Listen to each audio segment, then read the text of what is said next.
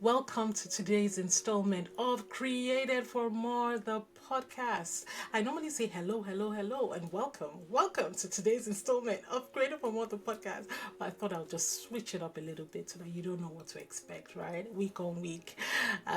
Okay, so today is a solo show. Specifically, it's the activation series. And if you don't know what that is, it's a segment of the show where I essentially come to you and just teach something that activates you to become a better person. So, today, what I would like for us to explore jointly is the word legacy. What does it mean to live a rich legacy? If you think about if legacy was a broth, like a pot of soup for my African people, right?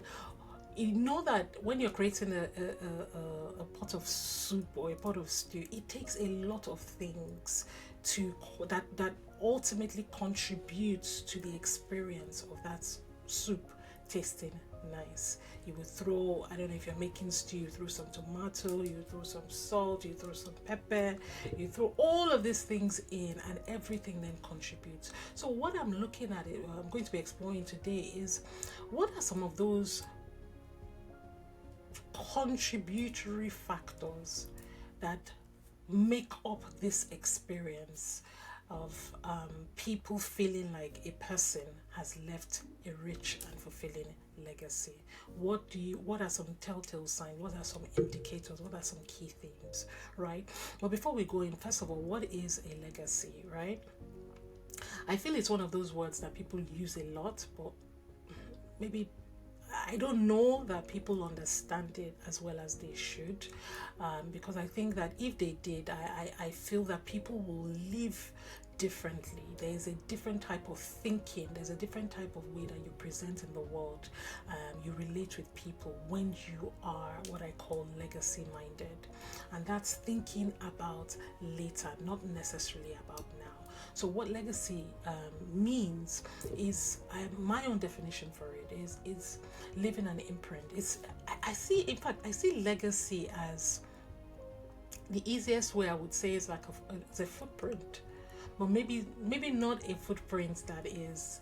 I don't know, on the seashore that is just washed away by waters. I would say like a footprint, like if you go to those kind of like Hollywood Hall of Fame and they do a footprint and it's properly casted in cement, that is the equivalent for me for what legacy means. It's passing on something that lives beyond you. Essentially, it's like an indentation. It's being able to put something that marks a particular thing that long after you move on, long after you go, the experience of that thing that you left is still felt, and people are able to remember the fact that you contributed to that thing, and maybe not necessarily remember that it was you, but they have that experience, and I think that speaks even more than being able to remember who it was from. They always say that people may not remember what you say to them, but they will remember how you made them feel. So that's the exact same thing. You might not always remember all the people in across the different generations or spheres of life that did different things that make the world a better place, but what we do is we experience it and we say, thank God that we can now do this in the world, thank God that we can now do this in the world because of the different people that contributed to that experience. And it's the same for legacy is thinking differently about your present, or letting your future shape the present. Like, this is the outcome, this is how I would like to live and express or identify. How am I going to live now such that I can leave that footprint, essentially? So 7 key themes I'm going to be looking at today that contribute to this whole experience, like I said, of leaving a good legacy. Of course, just to put a caveat here, there are bad legacies. That's not my focus for today, but there are also good legacies. I think the key thing is a legacy is being able to imprint. Some people imprint positively, some people imprint negatively. Well, I'll be looking at it from a positive slant or positive perspective or positive lens on the podcast today. Why? Because that's what we do on this podcast. It's all about helping people look through paradigms that empower them. As a result, yes, that's all we talk about. So 7 key things, and I'll jump straight in. The first thing I would say, if I was creating this whole big broth of big pot of soup called legacy, what's the first thing I would throw in? The first thing that I would throw in is positive influence. How do you influence people? How do you cause people to have a more positive way of either viewing themselves or viewing the world as a result of you being alive or having transitioned through the world? So the first and most important attribute of a good legacy is positive influence, is being able to change the way, help people think differently about themselves and get higher perspectives that help them become better contributors to the world. So it's all about positive thinking and positive shaping of a mindset. The second thing I would throw in, I would say creativity and innovation. It's a big one from a legacy standpoint. It's being able to pull down a thought that hasn't been thought or considered in a particular way, helping express that so that other people can benefit from it, right? So that is why artists, people who create this just amazing, music, scores, symphonies, all these things, and you don't really know who they are, but you know that they've left something. Some of them have lived long, many more years in the past, but they've left something that they are remembered by. They've left something that has changed the way that people do things and people experience particular genres of music. When I think about innovation, I think about technological innovations, but there's so many spheres, and this is absolutely transferable and applicable across different sectors. But if you think about technology, for instance, you think about people like Steve Jobs, you think about people like Bill Gates, you think about people like Elon Musk. They've come onto the scene, and as a result, things have been changed for the better. They've revolutionized the way people think, and that's all come from being able to conceptualize and being able to think in a different way from the conventional mindsets, right? There was one day, Steve Jobs just had it in his heart and he said, we can do it. We can create a product that is going to, do this, and this, and will change the way we do things. I think about the Wright brothers that created the very first airplane. And that was the same thing that came to their mind, that I can create something that will change the way we move. People go by sea, people go by road at that time, but there was nothing nothing had been created to go by air, and they just caught it in their spirits one day to say, I can create something that will cause us to then be able to break into this whole thermal aerodynamic space, and then cause us to then be able to fly and do all these wonderful things. And that's what they did. The Wright brothers are not here today, but if you had to travel anywhere, you would go anywhere that was of a significant or considerable distance, you would have to get on a plane. And if you get on a plane, that's you are experiencing or partaking of the legacy that they've lived. So it's thinking about it. So I just want to, as we go along, I want you to be thinking. If you can, get a paper and a journal, and write and see what comes to mind for you. And it might not be things that you are doing currently already, but think about as you're listening to me, what are some things that ring true for you? You might not have everything on this list of 7 that I'm going to read, but what are some things that you know that, okay, if I just change this or if I tweak this, I can start to present a little bit better and I can start to, go a little bit further along these lines in this particular theme. So the first theme I read out was the positive influence, being able to influence those around you, being able to influence them in the way they think and the way they present, changing mindsets and perceptions positively. There's also creativity and innovation, being able to create things that haven't been seen, that causes the world to experience things differently. The third one I would put on the table, I call this one empowerment, and it's a big spectrum that covers a lot of things. It covers, advocacy. It covers a lot of things, and I think the central theme around empowerment is actually the building of others. So beyond just influencing, this is providing the resources, the enablement for people to be built up as a result of your contribution. So, for instance, you have people who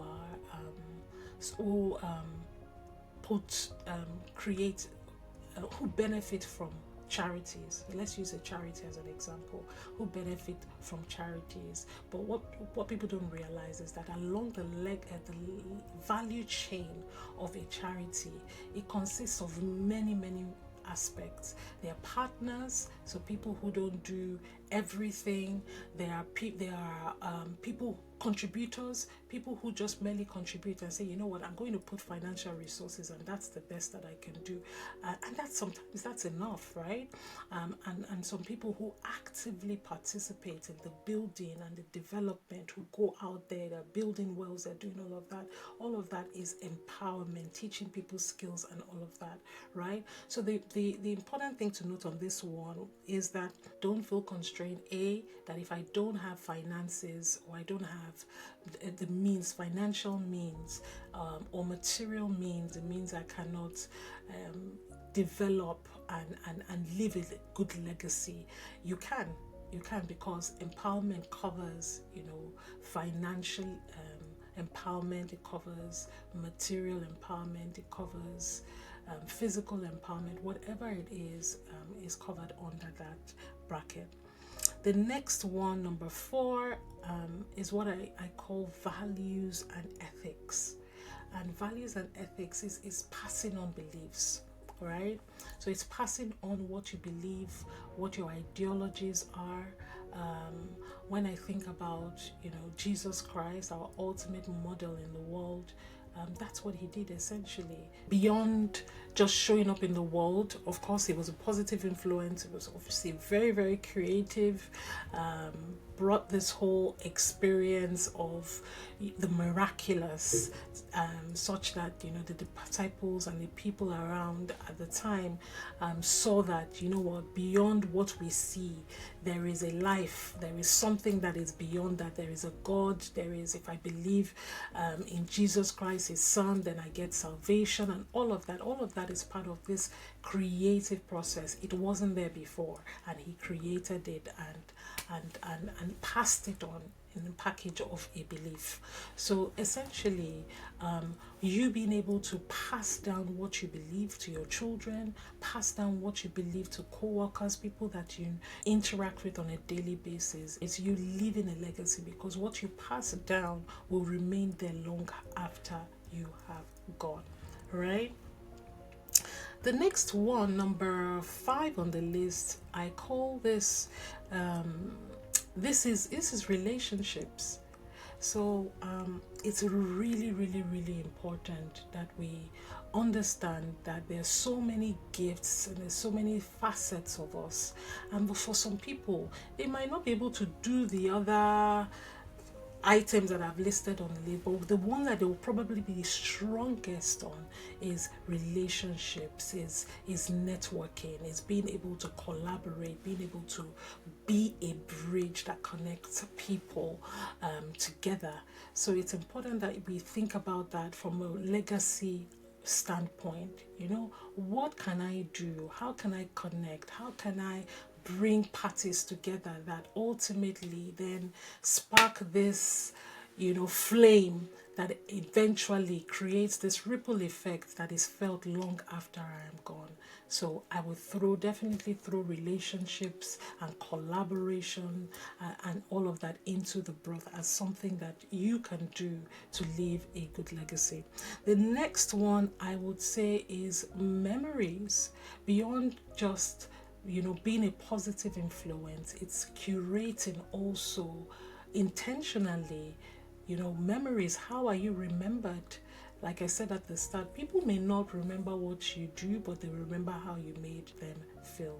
So it's being intentional about how you are remembered in the lives of those that know you and even beyond. So leaving a good legacy is fond memories, is building fond memories. People can look back and say, oh yeah, I remember Tombra. Oh, she was always smiling. I'm sure you know people like that who every time people experience them, they just have a good thing to say about. They might not have given money, they might not have done anything, they might not have contributed any sweat, blood, tears or anything like that, but just one smile keeps them in someone else's memory and brightens somebody else's day. So I was saying, you may not have everything, but on this list that I'm listening today, you have you have something that is considerable that would make a difference in the life of others long after you're gone. So think about your memories, how you are remembered. And the seventh one, which is the final point, I've got it listed here as personal growth, but what it is, I think it's building yourself and becoming an icon, right? So beyond just actively positively influencing people, it's just being you, being the best version of yourself, and letting people make meaning of that helps them become better, right?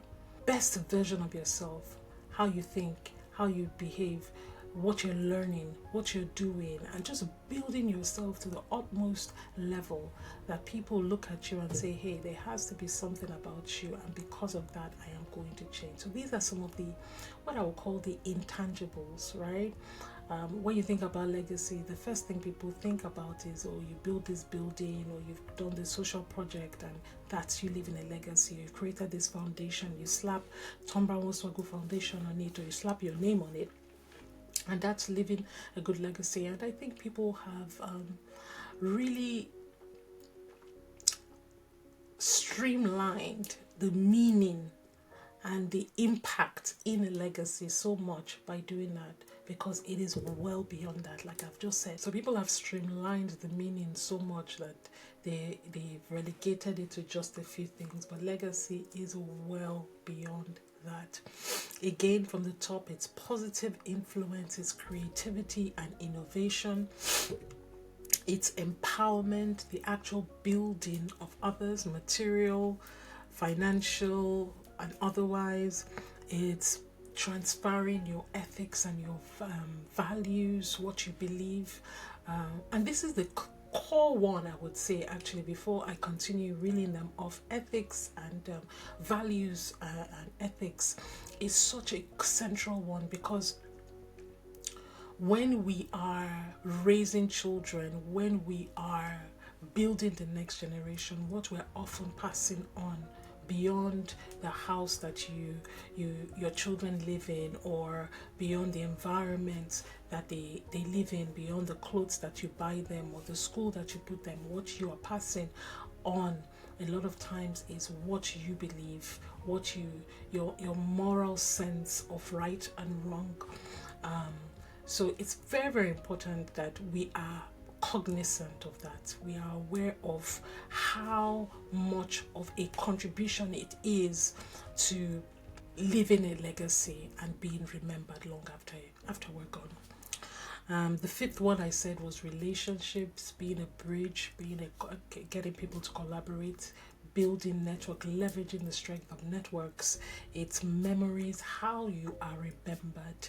You know, it's a smile that you have. It's just the positive way that you're able to make people feel by just being there. All right. And then the last one I said is icon status or personal growth is developing yourself such that you are a rich model. And that was what our Lord and Savior Jesus Christ did. He was iconized, like he's iconized. He's this model of living, being, believing, giving, every single thing that we now have, that we embody, and we try our best to be like.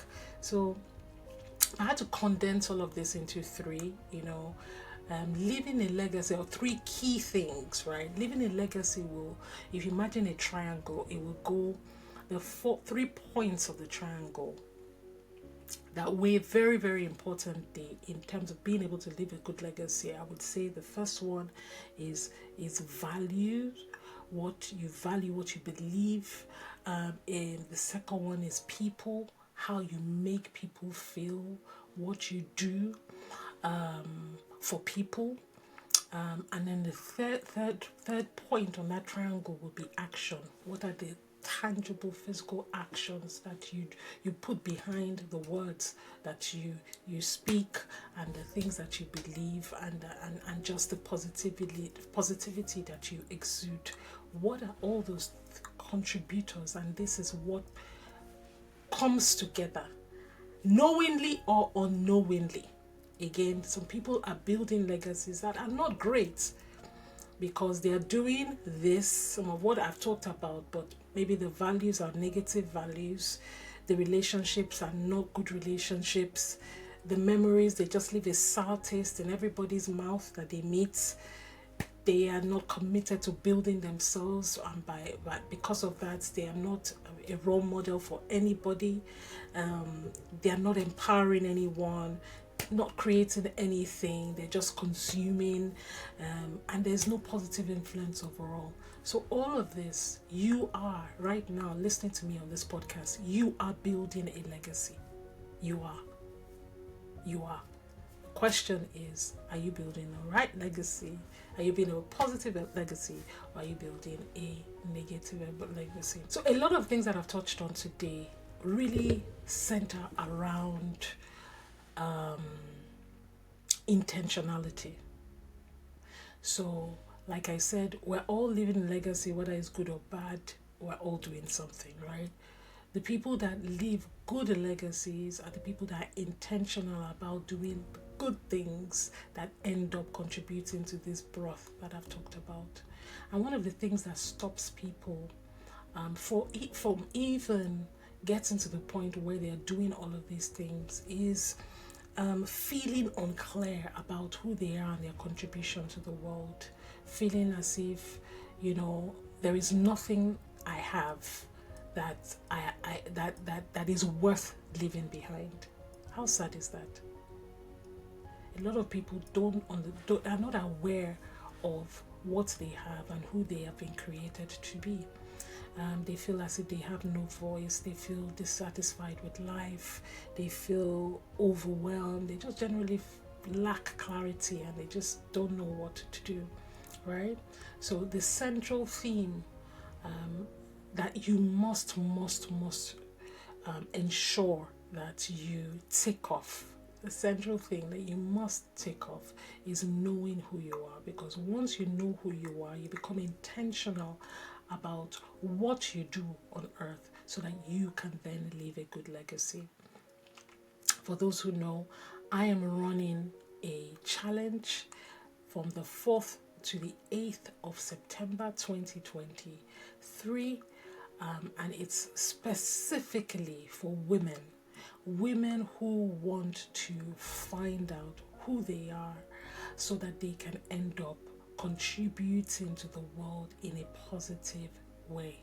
It's called the Identity Discovery Challenge. And on this challenge, over 5 days, I will be teaching, I will be imprinting, I will be giving away some of my best stuff. It's a live challenge. I'll be showing up live and teaching over the 5 days, helping you discover your unique identity. Why?